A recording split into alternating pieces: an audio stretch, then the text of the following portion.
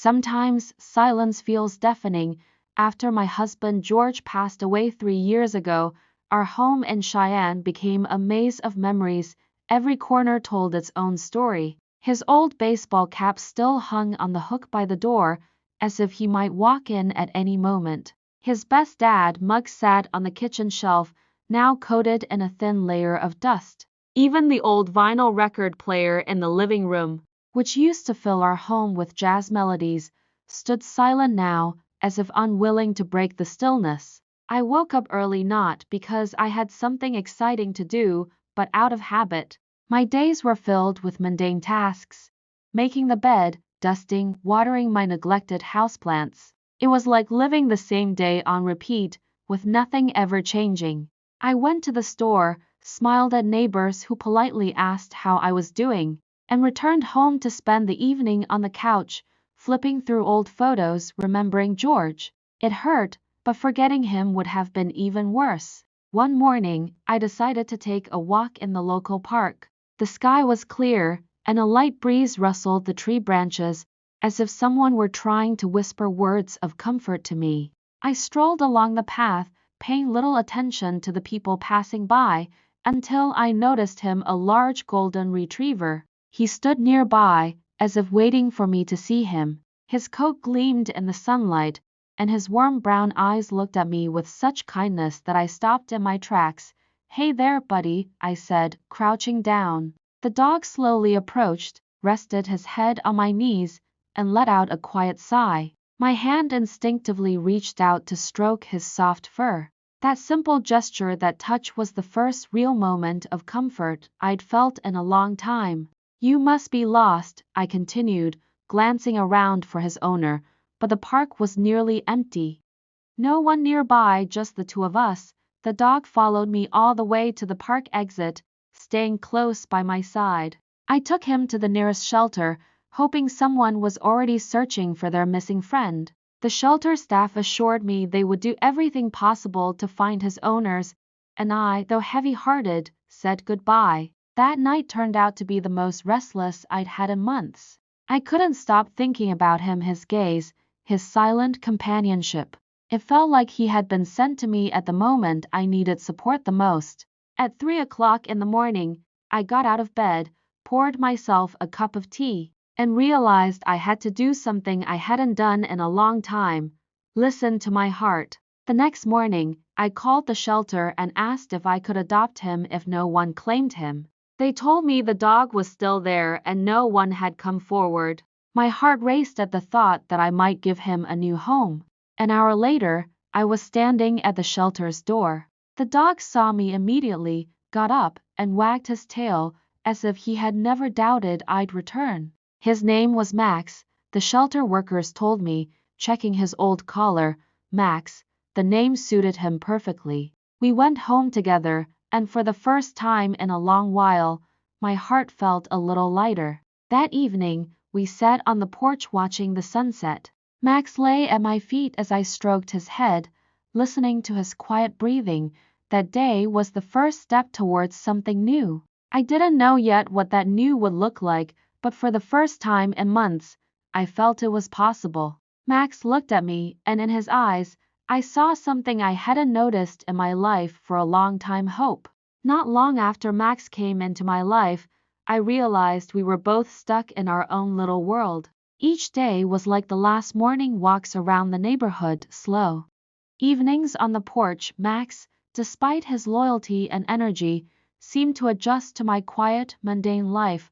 But one day, everything changed. In the attic, a place I rarely visited, I found an old box filled with photos of trips George and I had taken. We had always dreamed of traveling across the country, but managed to visit only a few states. As I flipped through the pictures, memories flooded back: laughing by the shores of Lake Tahoe, grilling on a cabin porch in Tennessee. Each photo seemed to hum with an energy I hadn't felt in years.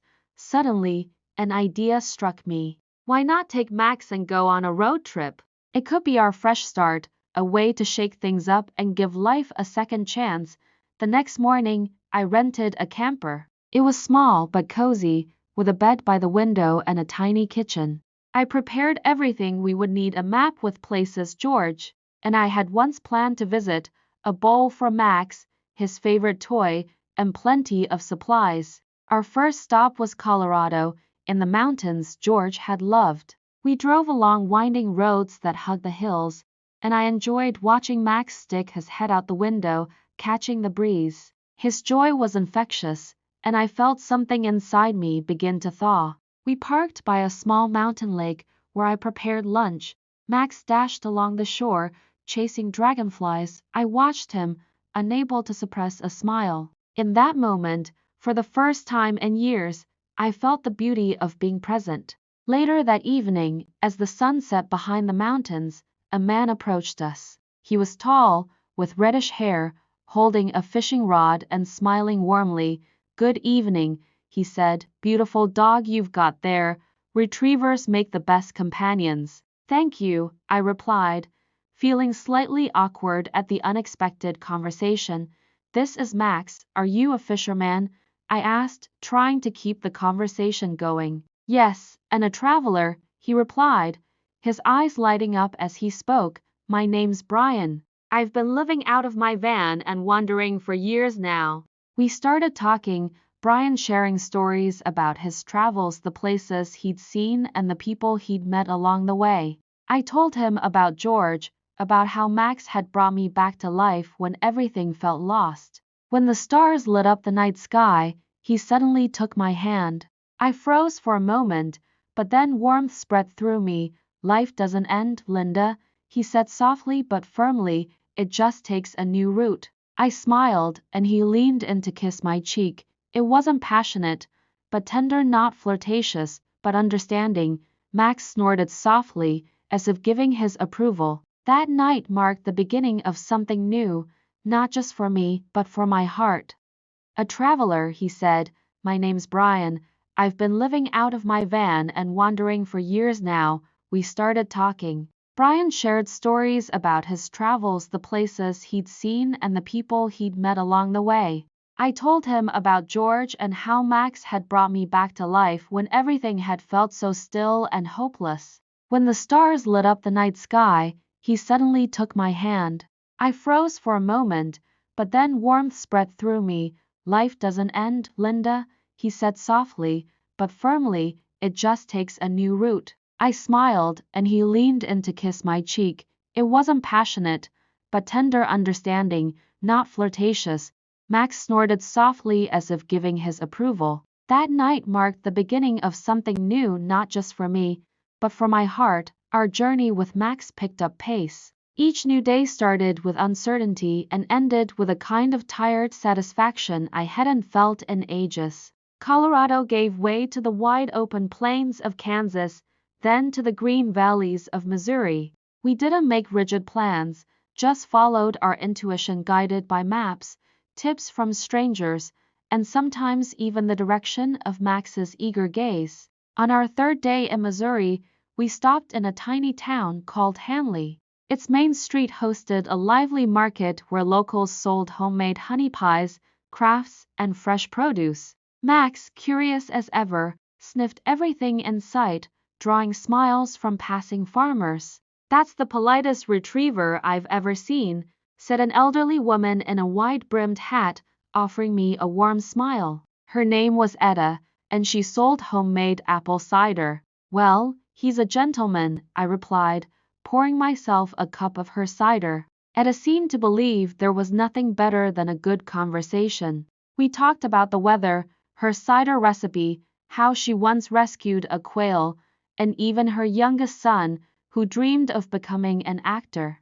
"Brings you here, dear?" she finally asked. I told her about George, about our home, and about how Max had become my lifeline. Eta listened intently, as if she understood.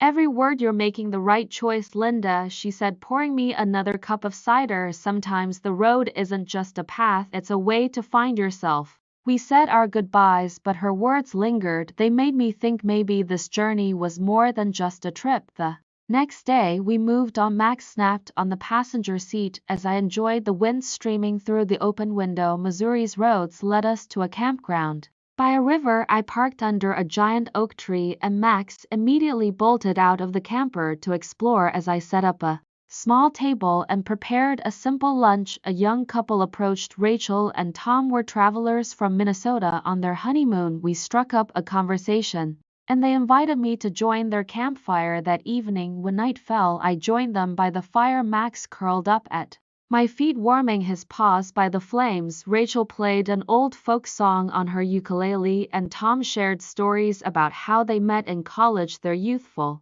energy was contagious. Linda, Tom suddenly said, "You're searching for something on this road, too, aren't you?" I paused. Maybe he was right. Maybe I was searching for something or trying to let go of what was holding me back. Maybe, I said honestly, or I'm trying to let go. Well, the road can heal, Rachel said, but only if you let it. Her words stayed with me. The next morning, I woke up to the sound of Max's paws patting across the camper floor. He looked at me with an expression that said, "Ready for a new day." We continued our journey. Max roamed the camper sniffing at bags and AA's owl, sticking his nose out the window to catch the breeze. The day ended in Illinois, where we stopped at a riverside farm. I parked the camper next to a field where cows grazed and Max started around like a puppy for the first time in a long while. I laughed freely. Later, as evening shadows lengthened, I sat by the river and thought of George. He would have loved this trip. Max quietly approached, resting his head on my lap with a soft sigh. His warm, understanding gaze was all I needed at that moment. I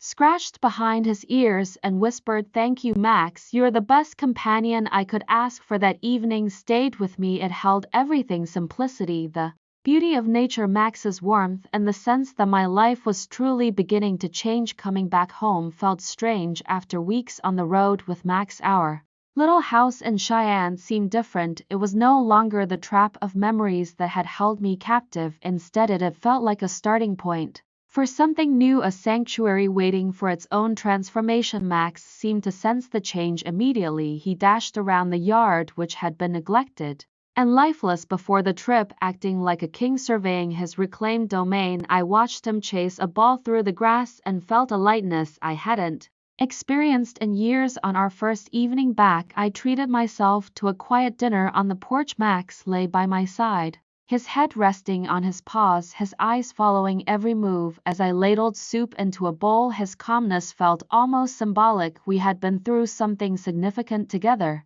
and now we were simply enjoying the moment. The next day, I decided it was time to make some changes in the house. George's old chair, which had always stood by the window, I moved to another room, but instead of feeling pain as I had feared, I felt relief. His belongings no longer felt like anchors holding me down. They became part of my story, a history I could now cherish with love, not sorrow. Began sorting through the photos from our journey. Each one captured a moment that had brought me joy. Max sniffing flowers in Kansas, the two of us sitting by the fire in Missouri, him leaping for a stick in Illinois.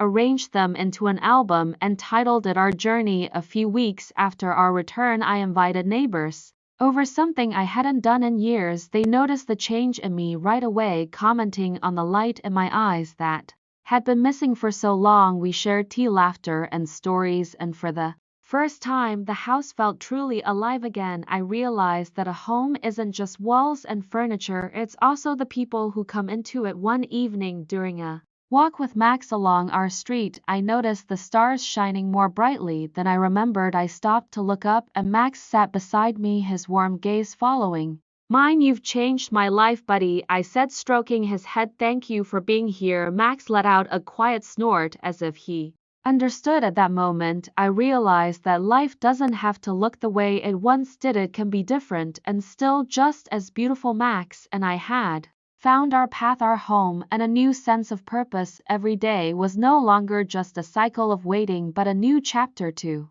embrace. Our journey hadn't ended, it had simply taken on a new shape, and I knew deep down that new horizons awaited us.